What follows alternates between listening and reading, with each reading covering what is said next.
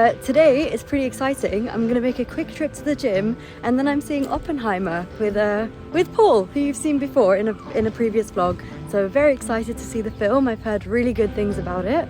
And as a science teacher, obviously I know a little bit about the work that these scientists did. But it will be interesting to see the dramatization of the historical events.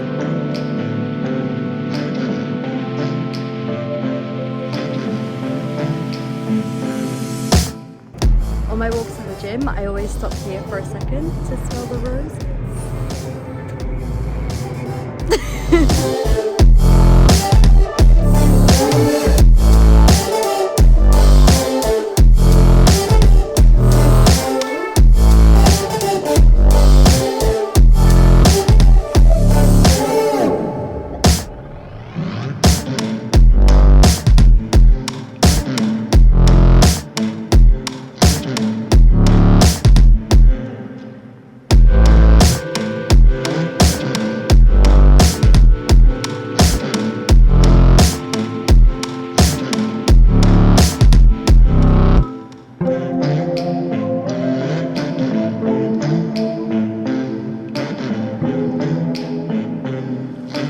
I'm just going to do some quick sprints at the end and then we're off to the tube.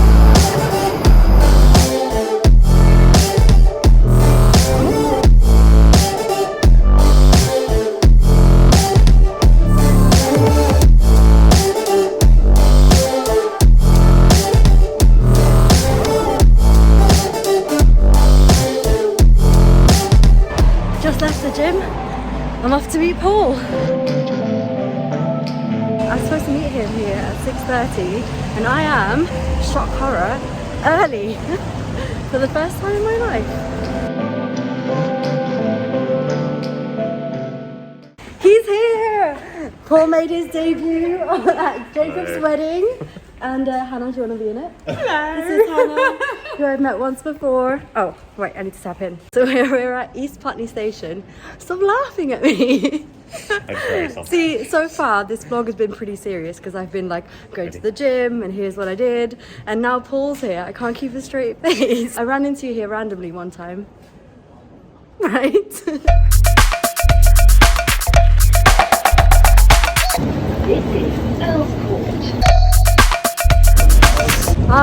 London. We just got off at Embankment and we're just walking to Covent Garden, which is where we're going to the cinema.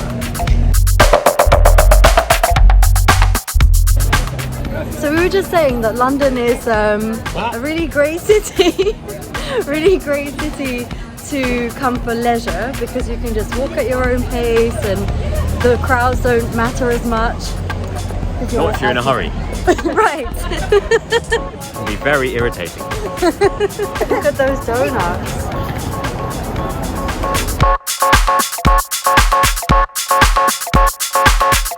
Look here.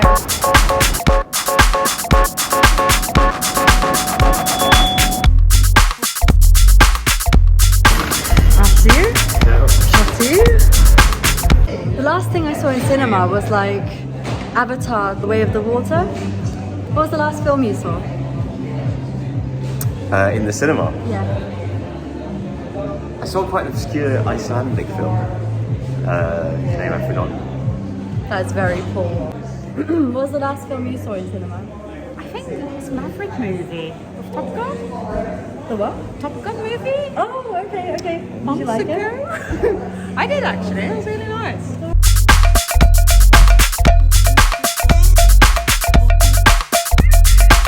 Do you like salty or sweet popcorn? Sweet, yeah, me too.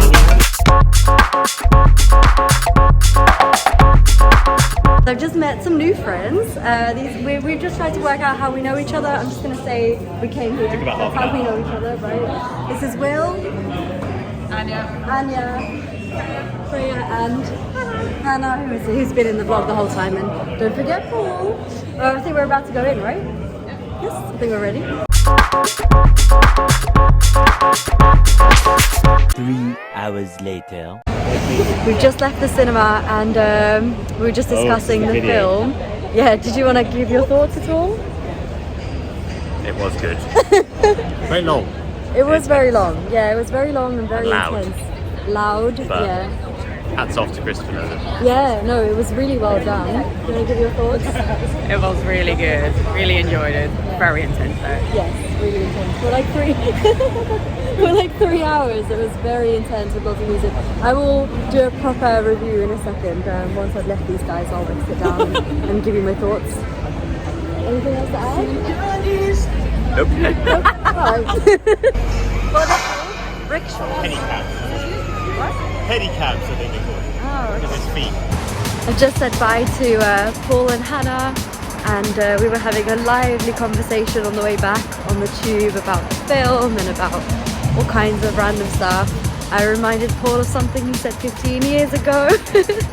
Yeah, it's been a really, really good evening and a good day overall. So thoughts on Oppenheimer coming up soon.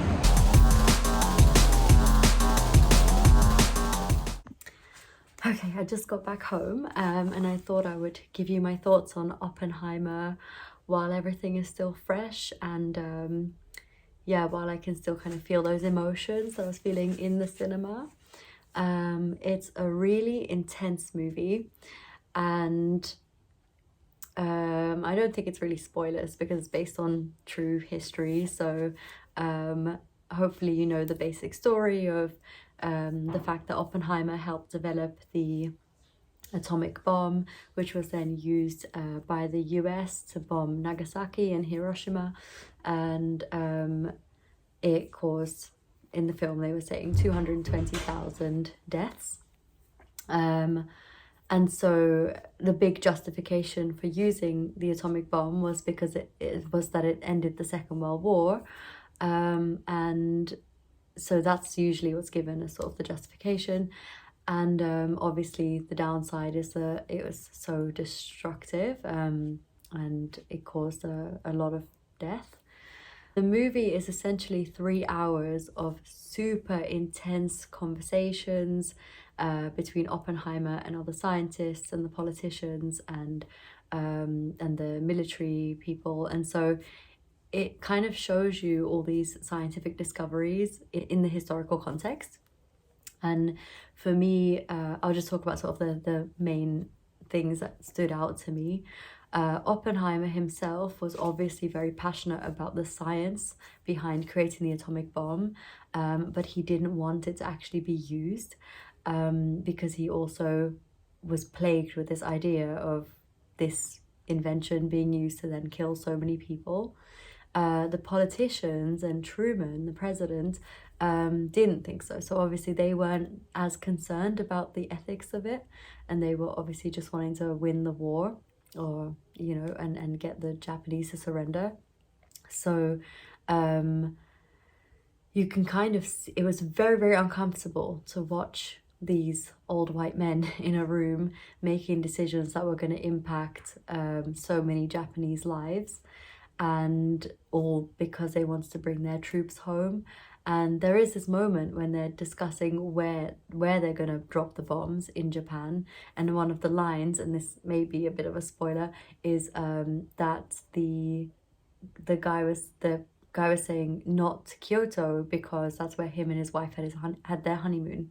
And so it shows you the idea that if you have a connection to a particular place, you would never want to destroy it, and you would never drop an A-bomb on a place that you have family, friends, spent your honeymoon, if you have some connection to it. Whereas Hiroshima and Nagasaki, they didn't have those connections, and so it's just faceless entities that would die in that process. And I think that's what was so uncomfortable. It got me thinking as well, if the target had been, say, a European city like London or Paris, would the US have bombed London or Paris to end the war? Because that's used as a justification, right? That this bomb ended the war, and that's why it's justified to kill that many people. I wonder what would have happened if the target had not been Japan and had instead been a city in a European country. I don't think they would have used it, personally. That's my opinion. I think that we do live in a world where white lives tend to matter more than lives of people that of color. And so this movie kind of highlighted that as well. I think the way they were talking about the Japanese was in a very othering way, you know, it's like them versus us. Oh, I'm being joined by Leonard. Hi, Leonard.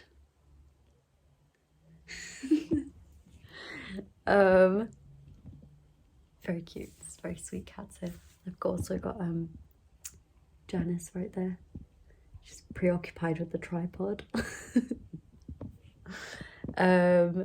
Okay, so back to the movie.